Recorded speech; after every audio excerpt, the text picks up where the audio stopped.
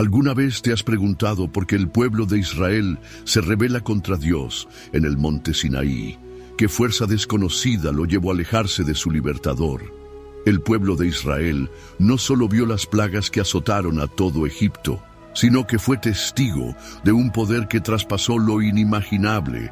Quédate hasta el final de este video y descubre qué fue lo que realmente pasó en aquel momento de la historia. Después del cruce del Mar Rojo, el pueblo de Israel emprendió su camino por el desierto.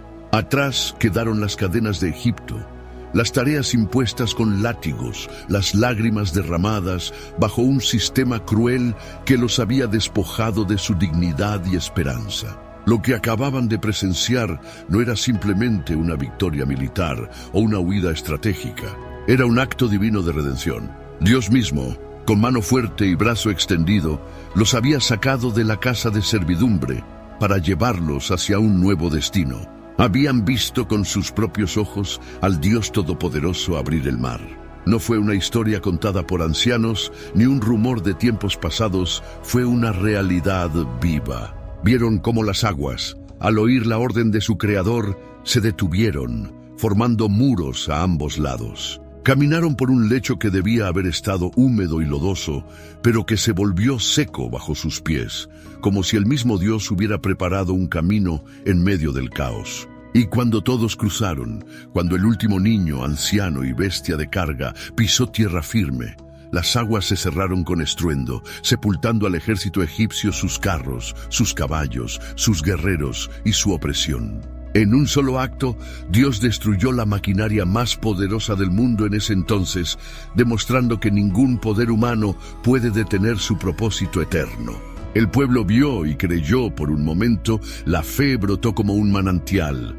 Las mujeres danzaron, los hombres cantaron, y el corazón colectivo del pueblo se elevó en alabanza. No cantaron a Moisés, no cantaron a sí mismos, cantaron al Señor, porque entendieron que solo Él podía haber hecho semejante milagro. Sin embargo, la libertad que acababan de recibir no era el final, no era el desenlace de la historia, sino el inicio de una travesía sagrada, el comienzo de una transformación profunda. Por cada prueba, Dios respondió no solo con poder, sino con revelación. Cada momento en el desierto era mucho más que una experiencia de supervivencia, era una cita divina con el carácter de Dios. El pueblo, acostumbrado a siglos de esclavitud, no solo necesitaba liberación física, sino una reconstrucción del alma. Y Dios, como un padre paciente, los guiaba paso a paso, revelando no solo su poder, sino también su corazón. Cuando llegó el hambre, no fue simplemente una carencia alimenticia, fue una exposición del corazón humano que aún no sabía confiar. El lamento del pueblo no fue por falta de alimento solamente, sino porque aún no sabían que su Dios no los dejaría. Pero Dios no respondió con ira inmediata, respondió con pan del cielo. No una sola vez, sino cada mañana. Cada día, sin falta, el maná aparecía, como el rocío, como una bendición escondida entre la arena. Y con él venía una lección: debían recoger solo lo necesario, no acumular, no codiciar, solo confía. Ese detalle no era menor. Dios les estaba enseñando dependencia diaria, como un padre que enseña a su hijo a caminar confiando en su mano. Así el Señor enseñaba a su pueblo que podía vivir sin miedo, sin ansiedad, porque Él proveería cada día. El maná no era solo alimento, era pedagogía celestial, y luego estaba el agua. La sed en el desierto no era simbólica, era real. El calor abrasador del mediodía convertía la búsqueda de agua en una necesidad urgente. Cuando el pueblo pensó que moriría de sed, Dios les mostró algo que jamás habrían esperado: agua brotando de una roca. No de un manantial escondido, no de un oasis secreto, de una roca seca y dura. Una imagen clara de que lo imposible es la especialidad de Dios. Que incluso en lo que parece inerte, muerto o cerrado, Dios puede hacer surgir vida. Era una lección poderosa. Lo que para el hombre es una limitación, para Dios es una oportunidad para revelar su gloria.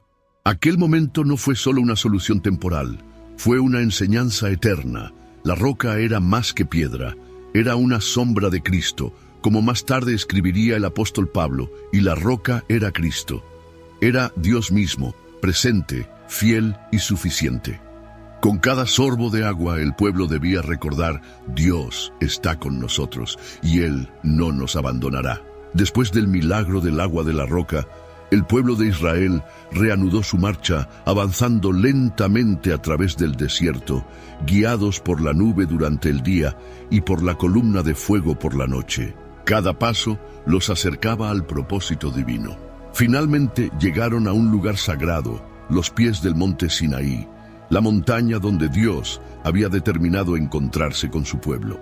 Era un momento trascendental en la historia de la redención. Dios no solo quería liberar a su pueblo, sino formar una nación santa, un pueblo suyo, apartado, que viviera bajo su gobierno directo. El monte Sinaí no era simplemente una montaña más del desierto, era el lugar donde el cielo se encontraba con la tierra. Allí, Dios haría un pacto con su pueblo, sellado con palabras divinas, fuego celestial y una manifestación de gloria nunca antes vista. El día señalado llegó, y la montaña se convirtió en el epicentro de atención. Relámpagos cortaban los cielos con violencia, truenos rugían como la voz de un ejército celestial, y una nube espesa descendió sobre la cima. El monte entero temblaba violentamente, y de su cima salía humo como de un horno, porque Jehová había descendido sobre él en fuego. Un sonido de trompeta se oía cada vez más fuerte, y con cada toque el pueblo se estremecía más. Nadie podía acercarse al monte bajo pena de muerte, porque era tierra santa. Incluso los animales estaban prohibidos de tocarlo. El pueblo, reunido a los pies del monte, miraba con temor reverente. Lo que sus ojos contemplaban no era una ilusión, sino la manifestación física del Dios vivo.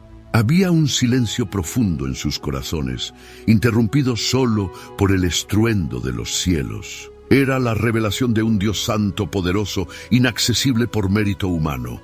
Y entonces Dios habló, su voz se escuchó como un estruendo, proclamando los 10 mandamientos, una ley perfecta que reflejaba su carácter. Temerosos, los israelitas le rogaron a Moisés que fuera él quien hablara con Dios en su lugar. Habla tú con nosotros, y escucharemos, pero no hable Dios con nosotros, para que no muramos. Y así fue. Moisés subió solo, adentrándose en la oscuridad de la nube donde estaba Dios. Allí, durante 40 días y 40 noches, Moisés permaneció en la presencia del Altísimo. No fue una visita breve ni casual. Fue una estadía santa, profunda, cargada de instrucciones divinas. Dios le mostró el diseño del tabernáculo, la estructura del sacerdocio, los utensilios sagrados y cada detalle con el que Israel debía rendirle culto. Pero lo más importante, recibió las tablas del pacto, escritas con el dedo de Dios. Eran más que piedra, eran testigos eternos de la alianza entre el Creador y su pueblo. Pero abajo, en el campamento, la historia tomó otro rumbo.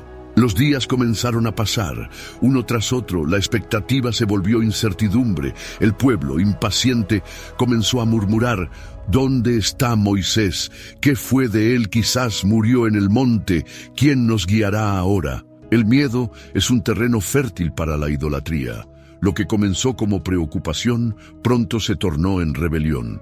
Se acercaron a Aarón, el hermano de Moisés, y le dijeron con exigencia: «Haznos dioses que vayan delante de nosotros, porque a este Moisés, el hombre que nos sacó de Egipto, no sabemos qué le haya sucedido». Aarón, en vez de mantenerse firme en la verdad, pasó ante la presión popular. Les pidieron que le entregaran sus joyas de oro pendientes, zarcillos, collares. El oro que Dios les había permitido traer desde Egipto como bendición, ahora era usado para traicionar al dador. Aarón fundió el metal y dio forma a un becerro, una imagen que evocaba los ídolos egipcios, símbolo de fertilidad y poder animal.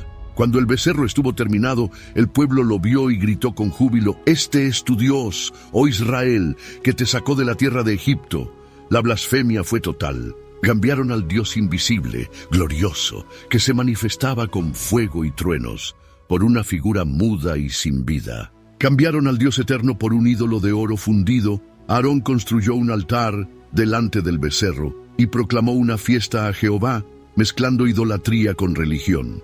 Al día siguiente, el pueblo ofreció holocaustos y se entregó a una fiesta desenfrenada. Rieron, danzaron, cantaron y cayeron en el libertinaje. Mientras tanto, en la cima del monte Dios lo veía todo. Nada escapa a su mirada. Entonces habló a Moisés con una voz cargada de justicia. Anda, desciende, porque tu pueblo, que sacaste de Egipto, se ha corrompido. Se han desviado rápidamente del camino que les mandé. Se han hecho un becerro fundido, lo han adorado y han dicho: este es tu Dios, oh Israel, que te sacó de Egipto. Y añadió: he visto a este pueblo, y he aquí que es pueblo de dura cerviz. Ahora déjame para que mi ira se encienda contra ellos y los consuma, y de ti haré una gran nación. Era una sentencia definitiva. Dios, con toda justicia, podía destruir al pueblo por su infidelidad, pero Moisés no aceptó tal destino. Como un verdadero mediador, se paró en la brecha entre la ira divina y el pueblo culpable. Clamó con fuerza, con humildad, con fe. Oh Señor, ¿por qué se encendería tu ira contra tu pueblo, al que sacaste de Egipto con gran poder y mano fuerte? ¿Por qué permitirías que digan los egipcios, los sacados para matarlos en el desierto? Perdona su pecado. Recuerda tu promesa a Abraham, a Isaac, a Jacob. Acuérdate del juramento que hiciste, que multiplicarías su descendencia como las estrellas. No destruyas a tu pueblo.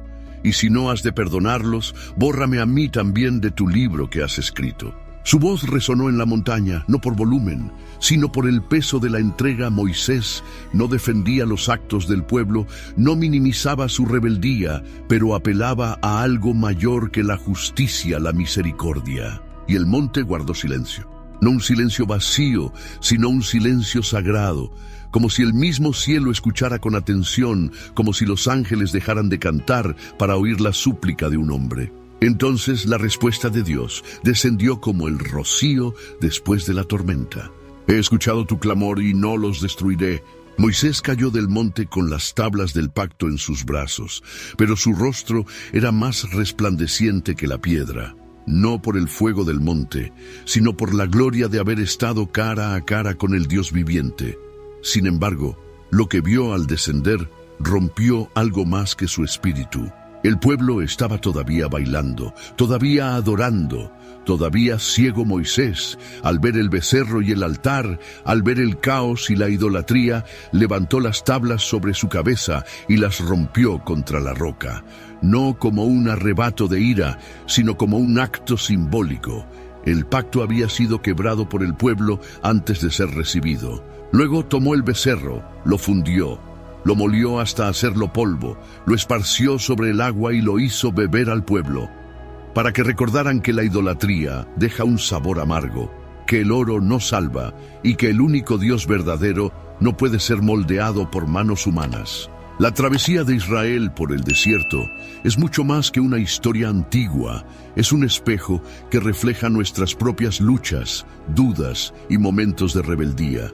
A pesar de haber visto milagros y haber sido guiados por Dios mismo, el pueblo muchas veces se desvió, quejándose, dudando y rebelándose. Sin embargo, lo más impactante no es su terquedad, sino la fidelidad de Dios. Él nunca los abandonó, los corrigió con amor, los proveyó en medio de la escasez. Esta historia nos enseña que aunque nosotros también podemos caer en actitudes de rebeldía o ingratitud, Dios sigue siendo fiel. Su gracia no se basa en nuestro comportamiento perfecto, sino en su carácter inmutable. Hoy, aún en medio de nuestros desiertos personales, Él sigue guiando, proveyendo y transformando corazones. Así que te animo a no aguantar tu corazón cuando sientas que estás en el desierto. Dios está obrando en ti, preparándote para lo que viene. Confía, obedece y camina con fe. Y si esta reflexión bendijo tu vida, no olvides suscribirte al canal, activa la campanita y comparte este mensaje con alguien que lo necesite. Sigamos creciendo juntos en la fe.